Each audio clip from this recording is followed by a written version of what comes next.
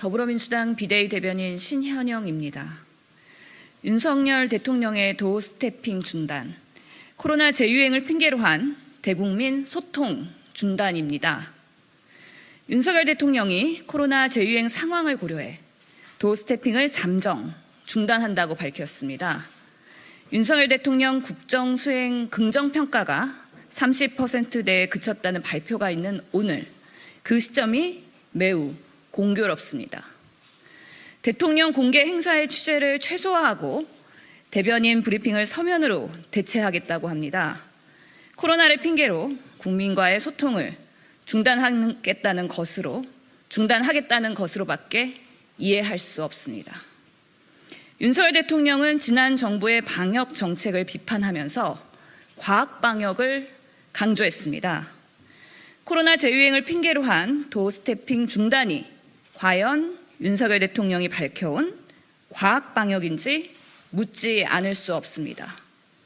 코로나 3년 차에 확진자가 주변에 발생한다고 무조건 셧다운하는 방식은 과학 방역이 아닙니다.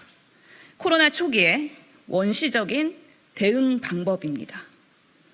대통령실은 대통령 집무실과 기자실이 분리돼 있지 않아 감염병 확산에 취약하다고 설명했습니다. 대통령실 이전이 방역 무방비 상태의 졸속 이전임을 시행한 것이나 마찬가지입니다. 국민 소통을 위한 윤석열 대통령의 상징적 행보가 대통령실 이전과 도어 스태핑이었습니다.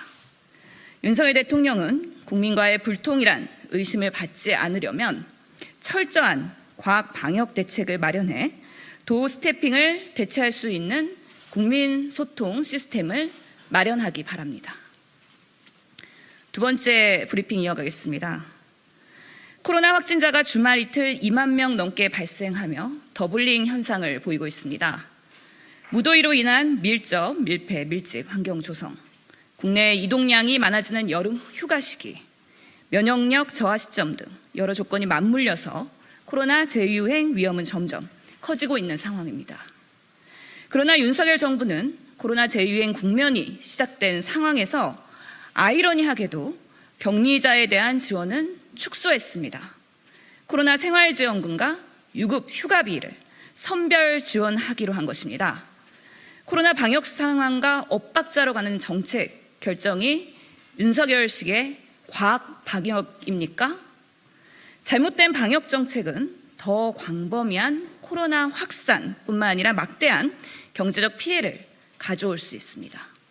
고물가, 고금리, 고환율로 이미 어려움을 겪고 계시는 국민께 코로나로 인해 고통이 가중되지 않도록 철저한 대비가 필요합니다.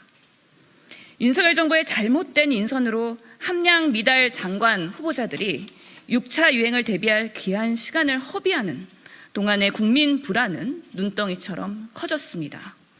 새 정부 출범 후 추진하겠다던 코로나19 비상대응 100일 로드맵은 어떤 성과가 있었는지 도무지 확인할 길이 없습니다. 이대로라면 윤석열 정부의 과학 방역은 이전 정부를 비난하기 위한 정치적 구호에 불과했는지 그 사실을 스스로 증명하는 꼴입니다. 오히려 윤석열식 정부의 방역 대책이 정치 방역은 아닌지 묻지 않을 수 없습니다. 두 달 전 코로나19 병상이 약 2만 3천 개 확보되어 있었던 것에 비하면 현재 병상은 약 4분의 1 수준입니다. 환자 급증 시 병상 재확보가 가능한 건지, 4차 백신 접종률은 어떻게 끌어올릴 건지, 무더위 속에 선별진료소는 어떻게 효율적으로 운영할 것인지, 6차 유행에 대비할 정부가 해야 될 일은 너무나도 많습니다. 하루빨리 유능한 보건복지부 장관을 인선하여 그동안의 시간 낭비를 사과하고 근거 있고 과학적인 방역으로서의 국민 생명과 일상을 지켜가길 바라겠습니다. 이상입니다.